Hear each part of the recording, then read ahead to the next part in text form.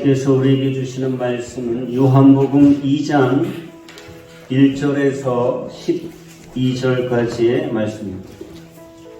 요한복음 2장 1절에서 12절까지의 말씀.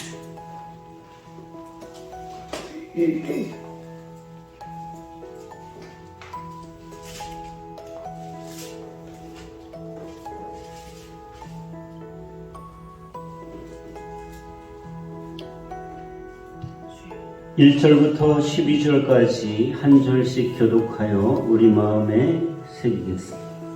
사흘째 되던 날 갈릴리 가나에 혼례가 있어 예수의 어머니도 거기 계시고 예수와 그 제자들도 혼례의 청함을 받았더니 포도주가 떨어진지라 예수의 어머니가 예수에게 이르되 저들에게 포도주가 없다 하니 예수께서 이르시되 여자여 나와 무슨 상관이 있나이까 내 때가 아직 이르지 아니하였나이다. 그의 어머니가 하인들에게 이르되 너희에게 무슨 말씀을 하시든지 그대로 하라 하니라. 거기에 유대인의 정결 예수를 따라 두세 통 드는 돌 항아리가 다시 놓여있는지라.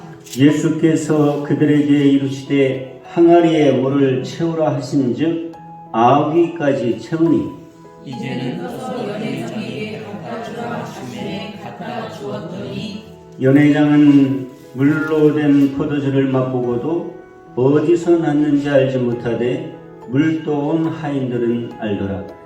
연회장이 신랑을 불러 말하되 먼저 좋은 포도주를 내고 취한 후에 낮은 것을 내거늘 그대는 지금까지 좋은 포도주를 두었도다 하니라. 예수께서 이 첫 표적을 갈릴리 가나에서 행하여 그의 영광을 나타내심에 제자들이 그를 믿으니라. 그 후에 예수께서 그 어머니와 형제들과 제자들과 함께 가버나움으로 내려가셨으나 거기에 여러 날 계시지는 아니하시니라. 아멘. 제가 부목사 시절에 담임 목사님한테 아들이 하나 있었습니다. 그 외아들이 이제 결혼할 때가 돼서 결혼식을 하는데 예식장이나 교회에서 결혼을 하는 것이 아니라 바닷가에서 해수욕장 잔디가 쫙 깔린 바다가 보이는 데서 결혼식을 하고 싶다. 그래서 내가 이제 부목사니까 그 결혼식을 제가 준비해야지 누가 준비하겠습니까?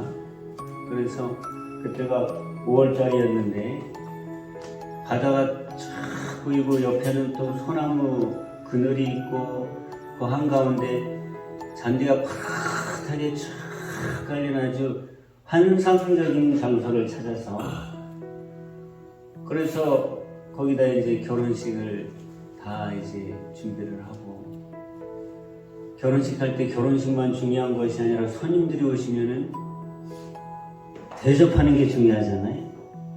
옛날 목사님한테 물었죠. 몇 분쯤 하객이 오시겠습니까? 그랬더니 한 500명 정도 올 거라고 그렇게 얘기를 하셔서 이제 음식이 모자르면 안 되니까 한 600명 정도의 음식을 출장 뷔페로 해가지고 가운데 얼음 조각도 참 멋있게 해가지고 뷔페를 설치하면서 그날 봄인데 날씨도 화창하고 바닥에는 파란 잔디가 쫙 깔리고 저쪽에는 바다가 파랗게 넘실거리고 거기에 줄에 단이 있고 카펫이 주단이 쫙 깔리고 그 옆에 뭐 꽃하고 이렇게 해가지고 뭐 이렇게 장식을 해놓으니까 진짜 좋던데요. 진짜 좋더라고요. 그래가지고 이제 결혼식이 시작이 됐는데 교회가 규모가 있어서 그런지 교인들만 한 500명 넘었거든요. 그때 제가 이제 좀 걱정됐던 게, 아니 교인들만 해도 500명인데 하객을 500명만 하면 되나? 그래가지고 나중에 보니까 하객들이 밀려오는데 제가 어림잡아 보니까 한 900명 정도 오는 것 같아요. 그리고 나서 계속 이렇게 몰려오는데 걱정되더라고요. 야, 음식을 어떻게 해야 되나? 그래가지고 결혼식이 끝나고 이제 제가 그랬죠. 우리 교회 성도들은 나중에 식사하시고 먼저 그 하객들부터 식사하게 하자. 그랬는데 얼마나 사람들이 많이 왔는지 점심 식사가 시작이 되는데 한번 사람들이 샥 훑고 지나가니까 없어, 음식이. 그리고 너무 사람들이 많이 오니까요, 접시에다가 먹고 또 담는 게 아니라 아주 그냥 다시는 못 올 음식을 담는 것처럼 가득가득 담아가니까 음식이 그냥 한 차례 사람들이 휙 하고 지나갔는데 다 빈 거예요. 와, 그러니 어떻게 해야 되나. 그래가지고서 시내에 연락해가지고서 시내에 있는 식당들에게 다 연락해서 여기 하객들이라 그러면 다 식사를 대접하라 그러고 막 그렇게 식사 못한 분들한테 그렇게 연락하고 했는데 시내까지 한 1시간 걸리는데 바쁜 사람이 어디 거기 가서 밥을 먹고 가나요? 그러니까 가면서 다들 하는 말이, 어휴, 결혼식은 멋있었는데 배 쫄쫄 굴고 가네. 막 불평들을 하면서 가는 거예요. 잔치집에 오면 그래도 실컷 먹고 서로 얘기하고 그런 시간도 중요한데 먹을 게 없으니 어떻게 해. 그때 제가 그 담임 목사님 얼굴을 보니까 얼굴이 그냥 참백한 게 얼마나 큰 신뢰예요. 그죠? 그리고 자식이 그 다음에 하나라도 더 있으면은 만회할 기회가 있는데 자식이 하나밖에 없으니까 이게 만회할 기회가 없는 거예요. 목사님이 그거 가지고 제가 알기로는 한 반년 정도를 마음으로 그냥 마음 속상해졌어요. 잔치집에 음식이 없으면 망신이죠. 큰 망신이죠. 이스라엘의 가나라고 하는 마을에서 혼인잔치가 열렸는데 예수님의 어머니는 아마 거기 일을 봐주러 가셨던 것 같아요. 그리고 예수님과 제자들은 초청을 받아서 손님으로 갔는데 그 잔치집에 포도주가 떨어졌어요.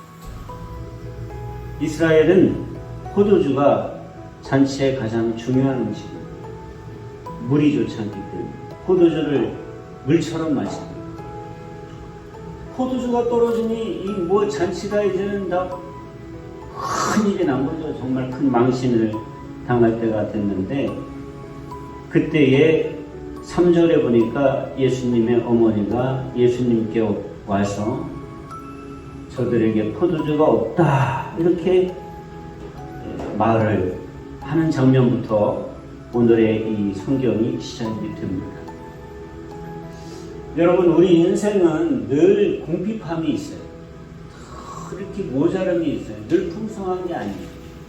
잠깐 풍성했다가도 곧 또 부족하고 궁핍하고 음식만 그런 것이 아니라 우리에게 필요한 것들이 다 어느 때 잠깐 풍성하다가도 계속 우리는 궁핍하고 좀 모자란 삶을 삽니다. 그리고 또 살다 보면 그 문제가 꼭 생겨요. 문제 없이 사는 사람이 하나도 없습니다. 큰 문제, 작은 문제, 이런 문제, 저런 문제가 계속 생겨요. 인생은 문제와 궁핍이 늘 있는 것이 인생입니다. 여러분 뉴스를 한번 들어보세요. 새로운 소식이 뉴스잖아요. 그죠? 뉴스가 새로운 소식인데 새로운 소식을 매스컴이 다 담아낼 때에 그 소식들을 하나하나 보면 마음 편한 소식, 나를 행복하게 하는 소식, 희망이 넘치는 소식, 사랑이 가득한 소식 별로 없어요.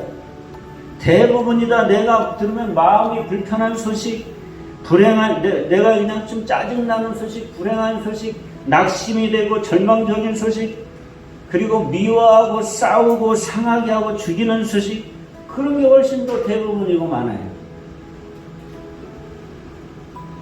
그만큼 우리 인생은 늘 부족함과 문제 속에 살아간다는 것이죠. 그런데 왜 그럴까요? 여러분, 왜 우리 인생은 이렇게 늘 부족함과 문제가 많을까? 에베소서 2장에 보면은 그렇게 기록되어 있어요. 너희가 허물과 죄로 죽었었는데 살리셨는데 예전에 허물과 죄 속에 안 믿는 사람처럼 살 그때에는 너희가 공중의 권세 잡은 자를 따랐다. 이렇게 말씀하셨어요. 공중의 권세 잡은 자가 누구냐면 사단, 마귀, 악한 영들이. 곧 지금 불순종의 아들들 가운데 역사하는 영들이니라 분명하게 말씀하세요. 불순종의 아들들, 다시 말하면 예수 믿고 하나님께 순종하기로 하지 않은 불순종의 아들들에게 역사하는 사단, 마귀, 악한 영들, 공중의 권세 잡은 자를 너희가 따랐다는 거죠. 왜 공중의 권세 잡은 자라고 하냐면 땅을 지금은 그들이 다스린다. 예수님이 다시 오셔서 이 땅을 심판하시고 우리를 새로운 하나님 나라로 이끄시기 전까지는 인간이 죄를 선택하고 인간이 타락을 선택했기 때문에 그때부터 공중의 권세 잡은 이 땅을 공중에서 악한 영들이 다 다스리고 자기들 마음대로 주물르고 있다는 그런 말씀이지. 다시 말하면 인류가 죄를 지은 그 이후로 인류의 그 아담과 하와의 모든 후손은 공중의 권세 잡은 악한 영들의 다스림 속에 꼼짝없이 볼모 잡혀 산다는 거예요. 다시 말하면 인류는 사단 마귀에게 집단 볼모로 잡혀 있는 거예요. 아니라 그래요, 사람들은. 그러나 아닌 게 아니에요. 그렇게 사단의 역사 속에 볼모 잡혀 있기 때문에 매일 삶이 부족하고 문제가 생기고 슬프고 괴롭고 어렵고 힘든 것.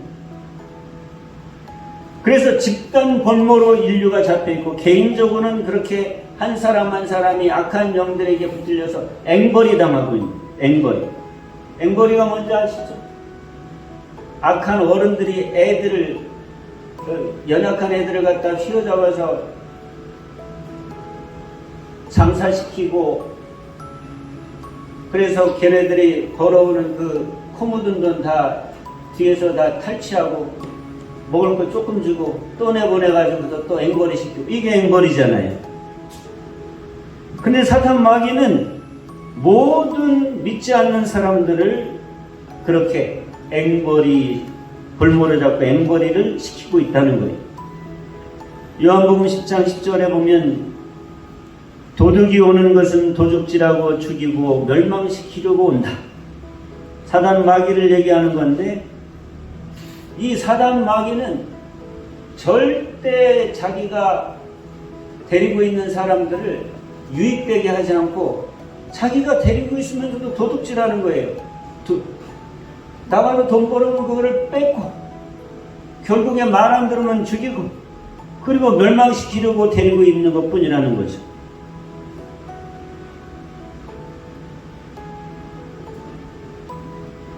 그러니 하나님의 자녀가 아닌 사람들은 도둑이요 강도인 사단과 마귀를 자기들의 지도자로 모시고 사는 거예요. 상전으로 모시고 사는 거예요. 여러분 후진국들이 왜 못사는지 아세요? 대통령부터 국민들의 피를 빨아먹기 때문에 그래요. 대통령이 빨아먹으니까 그 밑에 총리도 빨아먹고 그 밑에 또 장관들도 빨아먹고 그 밑에 공무원들 다 그렇게 국민들의 피를 빨아먹어요. 그러니까 잘 사는 나라에서 지원을 해줘도 소용이 없어요. 그 지원이 국민들에게 가지 않아요. 왜냐면 지도자가 도둑이니까, 지도자가 강도니까 다 빼먹는 거예요. 그러니 사단 마귀가 공중에 권세 잡고서 다스리는 그 나라에서 인류가 사는데 인류의 삶이 행복하겠습니까? 늘 궁핍하고 늘 문제를 안고 살 수밖에 없는 거예요.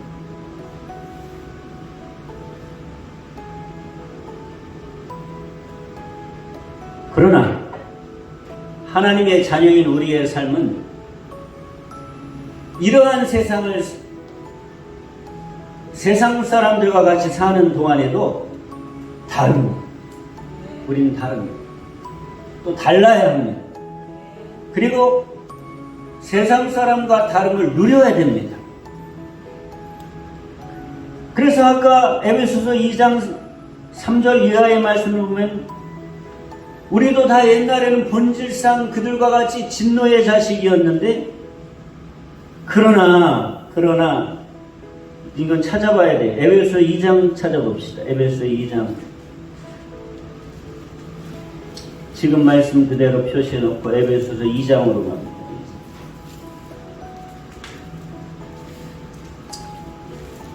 에베소서 2장 3절. 전에는 우리도 다 그 가운데서 살았다는 거예요. 다 그렇게 공중의 권세 잠잠 밑에서 살았는데 4절 읽습니다.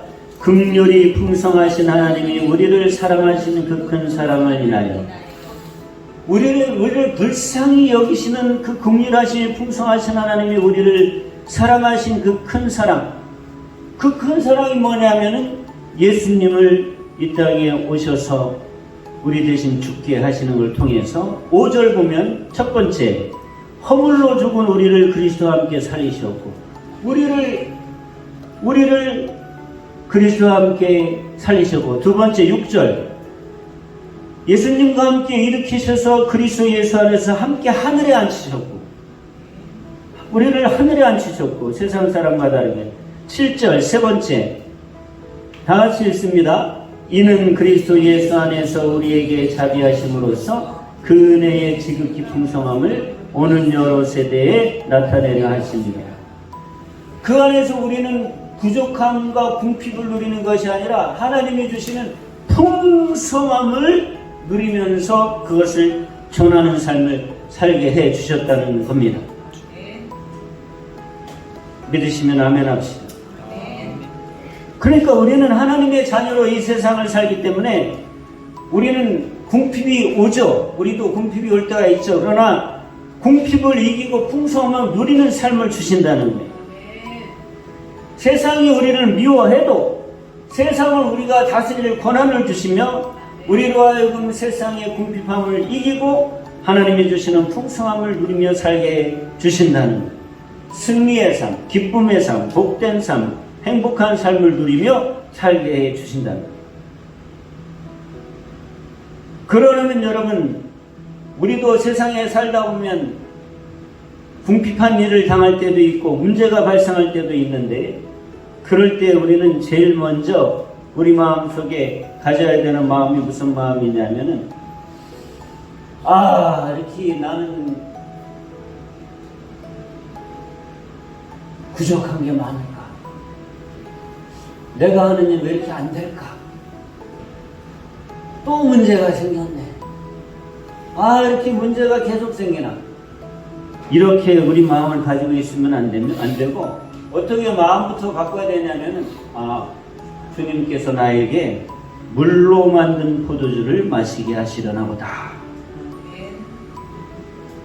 포도주가 떨어졌더니 땅에 포도주가 떨어졌더니 하늘로부터 주시는 물로 만든 포도주를 나에게 마시게 하시려나 보다. 이렇게 믿고 고백해야 돼요. 우리가 뭐가 부족하고 힘들 때 그거를 궁핍으로 받아들이면 안 돼요. 예수 믿는 우리 하나님의 자녀는 궁핍함을 궁핍함으로 받아들이면 안 돼요. 문제를 문제로 인정하면 안 돼요. 문제가 생겼을 때 막 괴로워하면서 왜 나한테 이런 문제가, 그건 문제를 인정하는 거거든요. 그러면 안 돼요. 막 열심히 공부했는데 시험이 망쳤어요. 아, 문제가 생겼네. 그러면서 괴로워하면 안 돼요. 하나님께서 더 좋은 걸 주시려고 그럽니다.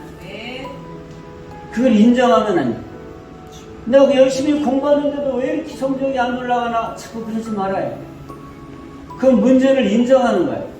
인정하면 그게 진짜 나에게 문제가 돼요. 문제가 돼요. 사업하면서 자꾸 누수가 생길 때도 아, 참 사업하기 힘들다. 그러면 그걸 그대로 인정하는 거예요. 그러면 그 궁핍 갖고 문제가 나를 덮어버리죠. 여러분, 구원받아서 하나님의 자녀로 이 세상을 살아가는 우리에게는 예수님이 계세요. 나와 함께 계셔요. 궁핍함에 처해 있는 나와 함께 계세요. 문제를 당한 나와 함께 계세요. 힘들어하는 나와 함께 계세요. 그분이 나의 구주로 같이 계셔요. 예수님이 계시지 않으면 궁핍이 궁핍이죠. 해결받을 길이 없지. 문제는 문제로 더 이상 아무것도 아닌데, 그러나 예수님이 계시면 우리의 궁핍이나 문제는 땅의 포도주가 아니라 예수 그리스도 우리 주님께서 만들어 주시는 세상에서 한 번도 맛보지 못한, 너무너무 새롭고 신기한, 땅에서 맛보지 못했던 주님께서 물로 만드신 포도주를 내게 마시게 하려는 환경과 여건이 되는 것입니다. 그러니까 여러분, 살다가 우리도 힘들 때 많지만 내 마음대로 안 되고 힘들고 부족하고 문제가 생기고 그럴 때 제일 먼저 할 일이 뭐냐면 예수님을 찾아야 해요. 예수님의 어머니는 누굴 찾았어요? 예수님을 찾았지. 포도주가 모자랐다고 포도밭 안 갔어요. 포도주가 떨어졌다고 포도주 파는 가게 안 갔어요. 제일 먼저 누구를 찾았냐면 예수님을 찾았어요. 어렵고 힘들고 지치고 고달프고 슬프고 외롭고 문제가 생기고 막막하고 할 때는 예수님 찾아야 돼요. 딴 데서 해결점 찾으려고 자꾸 방황하지 마세요. 제일 먼저 예수님을 찾아요. 예수님을 찾아서 주님의 얼굴을 보면 살아야 돼요. 놓치지 말고. 그때부터는 아주 의식적으로라도 예수님 얼굴을 놓치지 말아야 돼요. 이때는 잔치집에 예수님이 진짜 계시니까 예수님 어머니가 예수님 계신 데로 가가지고 예수님을 찾았지만 우리는 예수님을 어떻게 찾아요? 예수님을 어떻게 찾냐면 힘들고 어려울 때 예수님의 얼굴을 보는 거예요. 자꾸 어려운 것만 보지 말고 그 앞에 예수님의 얼굴을 놔. 힘든 거 앞에다 예수님의 얼굴을 놓고 힘들고 가. 문제 앞에 예수님의 얼굴을 놓고 문제를, 오르지 않는 성적을 놓고 마음으로 힘들어하지 말고 오르지 않는 성적 앞에 예수님의 얼굴을 놓고, 아, 예수님이 나와 함께 계시다. 아, 예수님이 나와 함께 계시다. 아, 예수님이 나와 함께 계시다. 주님의 얼굴을 보며 살아야 돼요. 우리는 그걸 놓치면 안 돼. 우리는 주님이 나의 구주시잖아요. 우리는 하나님의 자녀잖아요. 나를 구원하신 주님은 나를 책임져 주시겠다는 거예요. 십자가에서 이미 나의 가장 중요한 것들을 다 책임져 주셨기 때문에 나머지도 이 땅에 살 동안에 자기 생명을 아끼지 않고 주시니까 뭘 안 주시겠느냐. 나를 책임지실 분이 그분이시기 때문에 그분을 찾아서 그분의 얼굴을 보고 놓치지 말고 살아요. 그분만이 소망이세요. 그분만이 길이세요. 그분만이 진리예요. 그분만이 생명이세요.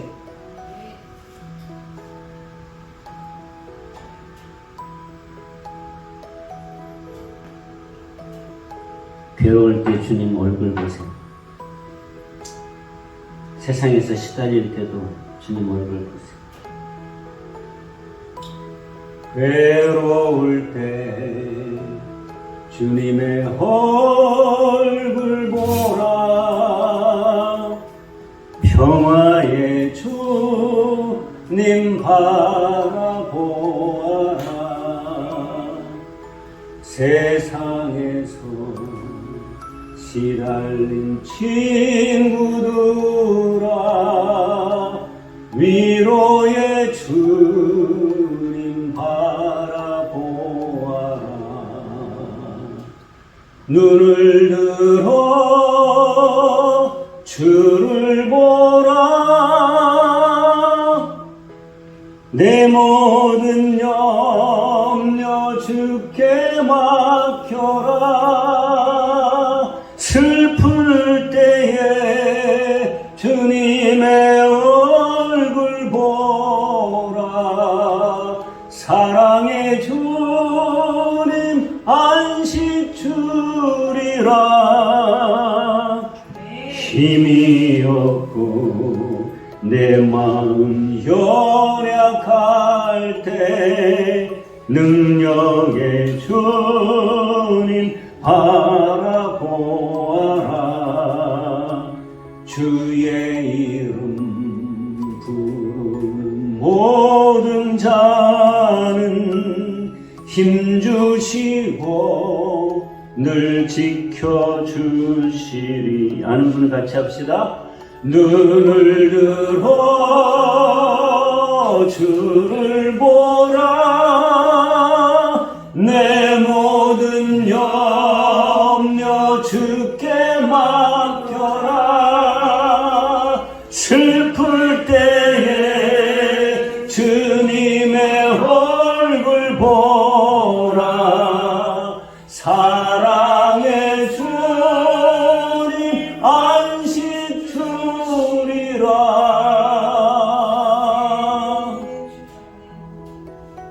힘들고 어려울 때 주님 찾으세요. 그냥 주님 얼굴 보고 놓치지 말아요. 주님 얼굴 보고 놓치지 말아요. 그냥 그 어려움 앞에 주님 얼굴을 갖다 놓으세요.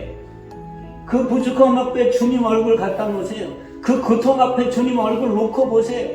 그 문제 앞에 주님 얼굴 놓고 보세요. 그냥 주님 얼굴 대면해서 무슨 초상화를 보는 것처럼 보지 마세요.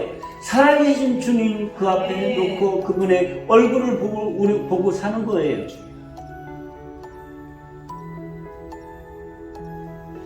그리고 그분과 엮으세요. 예수님의 어머니가 예수님한테 와서 이 집에 포도주가 떨어졌다. 그랬더니 예수님께서 뭐라고 말씀하시냐면, 어머니, 그게 나하고 무슨 상관이 있습니까? 진짜 아무 상관이 없지. 손님으로 왔는데 그 잔치집에 포도주가 떨어졌든 뭐하든 무슨 상관이 있어.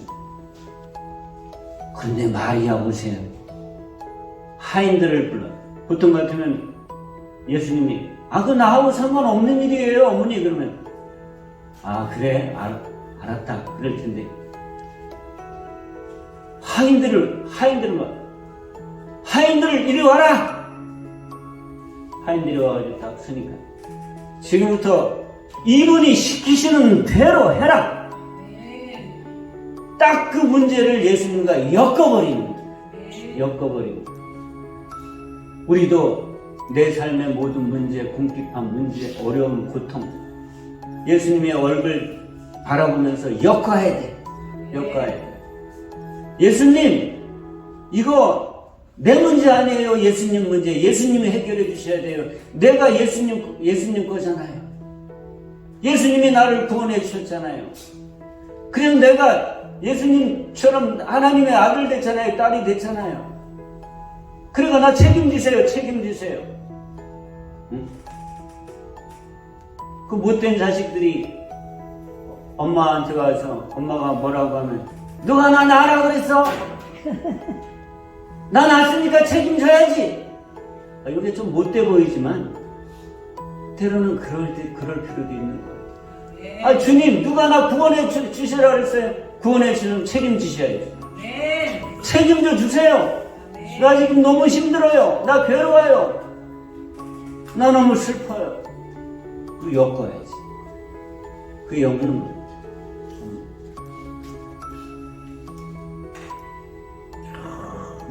있는 자식들 어머니 보면 마음 아파하면서 다 들어줘. 왜 그럴까요? 자식이니까. 내가 낳았으니까 할 수 없지. 들어주세요. 들어주세요. 엮으세요. 엮어. 다 엮어. 그냥 다 예수님하고 엮어요. 이거 내가 같이 해결 못해요. 주님께서 해주세요. 내 힘으로 이거 참 공부 어려워요. 힘들어요. 주님께서 해결해 주세요. 나한테 공부할 힘을 주시든지, 좀 쉽게 대학교 가는 길을 알려주시든지, 또 그렇게 할 수 있는 사람을 보내주시든지, 아니면 나한테 지혜를 주셔서 그냥 모르는 게 뻥뻥 뚫리든지. 내 힘으로 안 되는데 어떻게? 주님하고 엮어야지. 사업하기도 얼마나 힘들어요. 직장 다니기도 얼마나 힘들어요. 집에서 살림하는 것도 힘들지. 다 힘들어요. 다 엮으세요. 혼자 괴로워하지 말고, 혼자 힘들어하지 말고, 혼자 고민하지 말고, 주님 앞에 찾아가서 주님 얼굴 마주대해서 살면서 엮어버려요.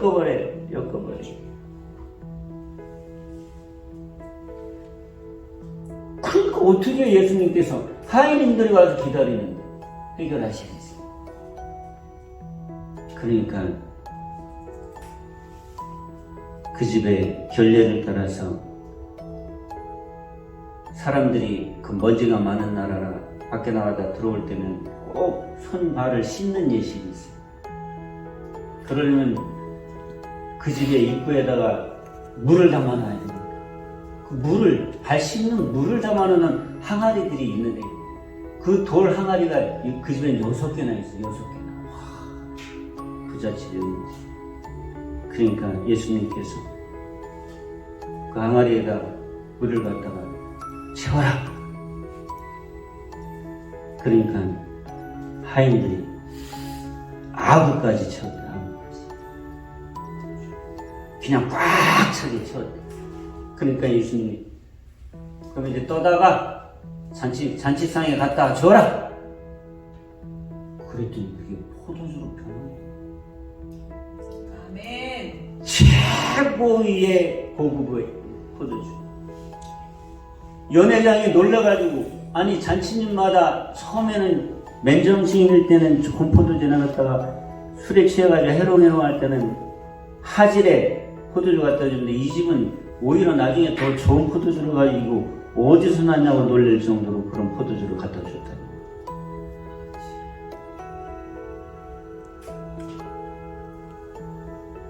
우리가 하나 더 기억해야 될 것은 뭐냐면 내 생각과 방법을 내려놓고 순종해야 돼. 아멘. 우리는 참 못된 버릇이 하나 있어요.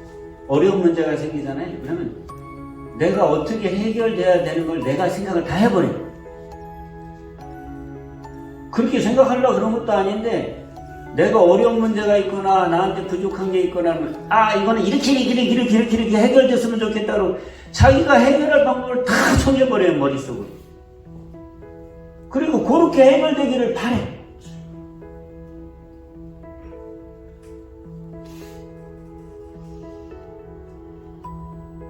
근데 희한하게 예수님께 우리의 어려운 것들을 엮어서 주님께 해결을 부탁드리면 예수님께서 하시는 방법은 그것과 전혀 상관없는 쪽에서부터 해결하실 때가 있어요. 생각하죠. 아니 포도주가 떨어졌으면 그거 해결하려면 사람들이 다 생각하죠. 포도밭으로 뛰어가든지 포도 농사짓는 집으로 뛰어가든지 포도주를 빚는 그 공장으로 뛰어가든지 아니면 포도주를 파는 가게로 뛰어가야 되는데 예수님은 항아리 갖다 물을 쳐요.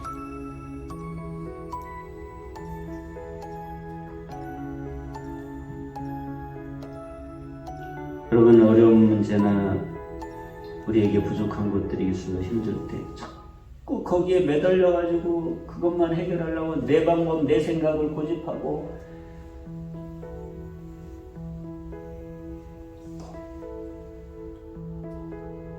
그러면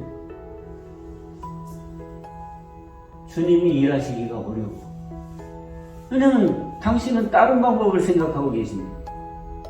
자꾸 이쪽을 쳐다보면서 해결책은 이쪽에 있는데 이놈이 계속 손잡고 저쪽으로 가자고 그래. 그럼 그거 어떻게 해결해? 이쪽에 해결책이. 만약에 사람들이 예수님 데리고 포도 농장으로 포도주 공장으로 포도 파는 가게로 돌아다니면 해결 안 됐을 거예요.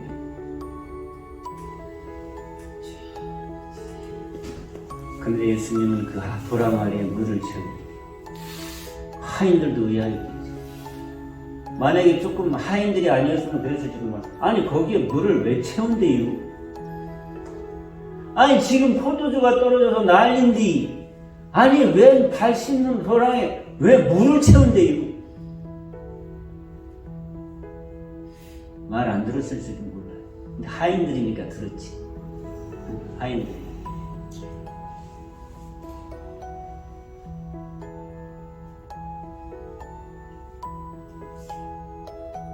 때로는 문제보다도 주님이 나에게 하라고 하시는 일을 하면 돼요. 최고의 결과는 주님의 말씀에 순종하는 데 좋아요.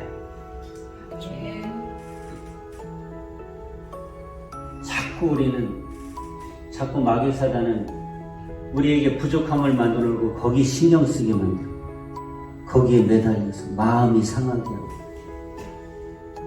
감정이 생기게 하고 사람을 미워하게 하고 괜히 짜증나게 만들고 거기에 매이게 그러면서 그냥 은혜를 받을 수 있는 그릇까지 다 깨트려 먹게 만들고 다 깨트려 먹게. 그러지 말고 주님께서 하라고 하시는 일을 하면 돼요. 마태복음 7장에 보면 이렇게 기록되어 있어요. 그러므로 누구든지 나의 이 말을 듣고 행하는 자는 그 집을 반석 위에 지은 지혜로운 사람 같으리니 비가 내리고 창수가 나고 바람이 불어 그 집에 부딪히되 무너지지 아니하는 이는 그 주추를 반석 위에 놓은 까닭이라. 여러분 우리의 삶, 우리의 학업, 우리의 기업, 우리의 일, 우리의 가정, 내 인생을 반석과 같은 데 올려놓는 방법은 주님이 말씀하시는 것을 하는 거예요. 누구든지 나의 이 말을 듣고 행하는 자는 그 집을 반석 위에 세우는 자다. 반면에 나의 이 말을 듣고 행하지 아니하는 자는 그 집을 모래 위에 짓는 어리석은 사람 같으니 비가 내리고 창수가 나고 바람이 불 때 그 집이 부딪히며 무너져 그 무너짐이 심하니라.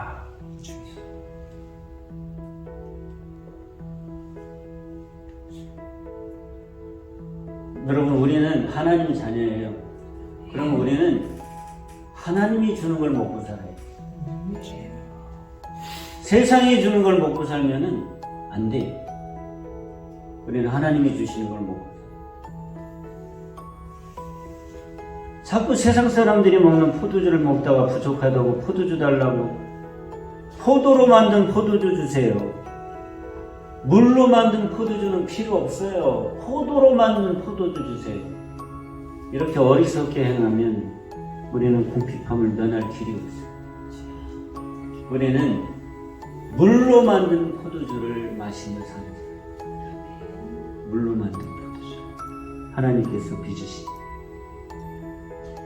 그것을 마시고 삽시다. 그것을 마시고 삽시다. 그것을 마시고 삽시다.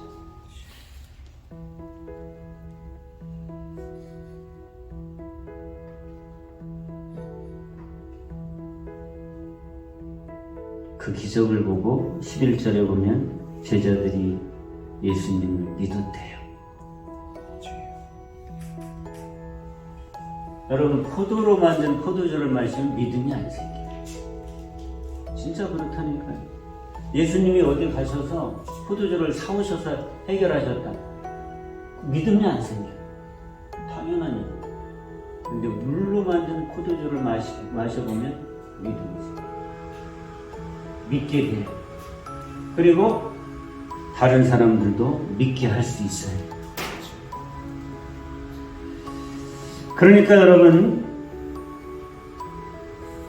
우리 인생을 살다가 우리도 세상살이 속에 궁핍도 있고 문제도 있고 우리의 삶에 그런 것들이 따라올 때 우리는 물로 만든 포도주를 마셔야 됩니다.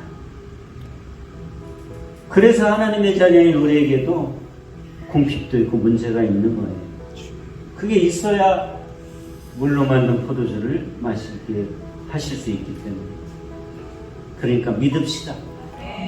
하나님께서 나한테 물로 만든 포도주를 마시게 하시려고 하나 보다. 그래도 내가 인간이니까 부족하고 문제가 생길 때 괴로우니까 주님의 얼굴을 찾자. 주님을 찾아서 대면하고 엮어 해결해 주세요. 엮고서는 그 다음에 주님께서 하라고 하시는 일들을 순종하면, 그러면 우리의 삶에 기적이 나타나는 것입니다. 지금 현재 내 삶 때문에 낙심하지 맙시다. 절망하지 맙시다. 우리는 하나님의 자녀이기 때문에 뭐든 할 수 있어요. 문제가 생겨도 다 해결돼요. 궁핍함이 있어도 다 풍성하게 됩니다. 하나님이 내 아버지시고, 하나님이 내 아버지시고, 내 주님이 예수님이시고, 그분이 나를 위해 죽으셨고, 내 모든 걸 책임져 주실 수가 있어요. 그것을 경험하며 사는 게 기독교 신앙입니다. 이 축복이 여러분들에게 있기를 축원합니다. 하나님 아버지 감사합니다.